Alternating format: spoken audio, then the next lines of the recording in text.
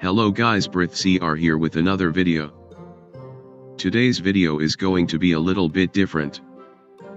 Usually, I do some gameplays and tips for special challenges, but today's video is on how to build your very own deck in Clash Royale. So, without any further ado, let's get right into it. So as you know, there are a lot of cards in Clash Royale. So building a very good deck can be very overwhelming. You can use decks from famous websites like Royale API or Deck Shop Pro. Or you can make your very own deck. To start off, you need to first select your win conditions. My favorite card is the Mega Knight, so I will select that as my win condition. I also use the Skull Barrel a lot, so I will take it too. Here are some win conditions. You should only use 2 win conditions. If one doesn't break through, then the other might help you. You can even use them together to make your push even more powerful. Decide on a deck archetype. Each player makes a deck of 8 cards prior to each battle. The type of deck you create is called your deck archetype. Your deck archetype should complement your win condition and anticipate what your opponent may use to counter it. Each archetype has its own strengths and weaknesses. There are many deck archetypes, but the 3 main ones are Beatdown, Control, and Siege. Aim for an average elixir cost. The most effective decks are 3.0 to 4.0 in average elixir cost. There are good decks higher or lower than that. Cheaper decks are faster but have more fragile troops. Heavy decks have a slower playstyle and are usually beatdown decks. If you have an average elixir cost of 4.0 or above, you might want to consider having the Elixir Collector in your deck. This card will collect more elixir for you and allow you to play troops faster. However, this is also a high cost card, as it is 6 elixir.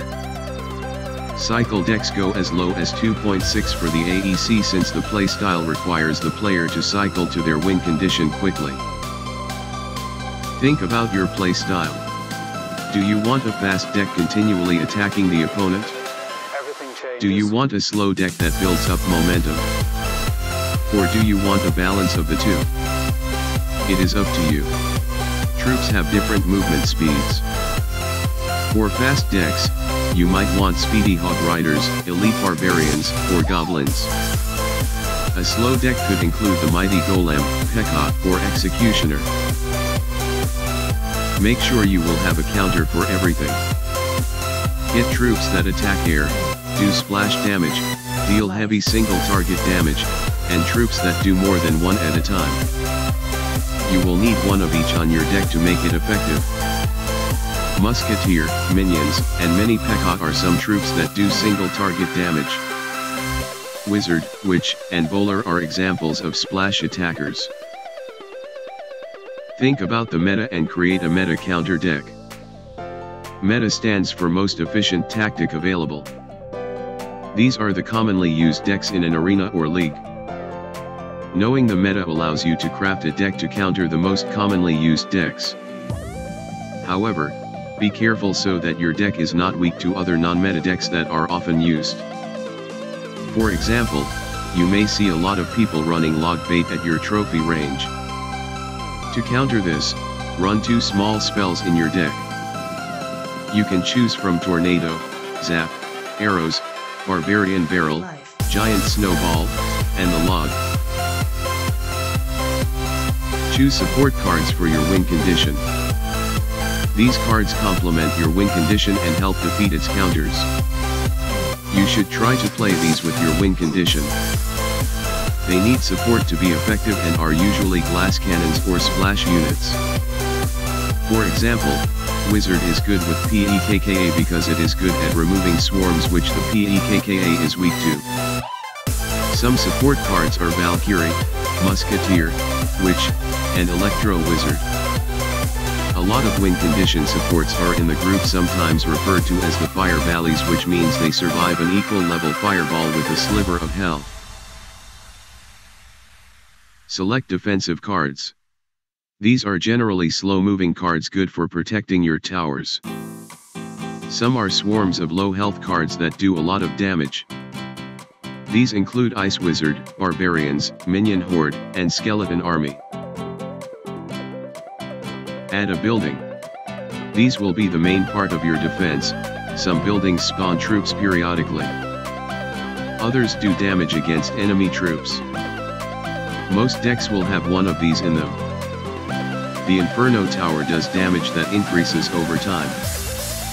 The cannon is cheap, so you can use it to kill hog riders and defend small pushes. Tesla is like a cannon that targets air. Bomb Tower deals splash damage and has a death bomb, pairing well with Tornado. The Barracks spawns Barbarians, Goblin Hut spawns Spear Goblins, Furnace hatches Fire Spirits, and Tombstone raises Skeletons.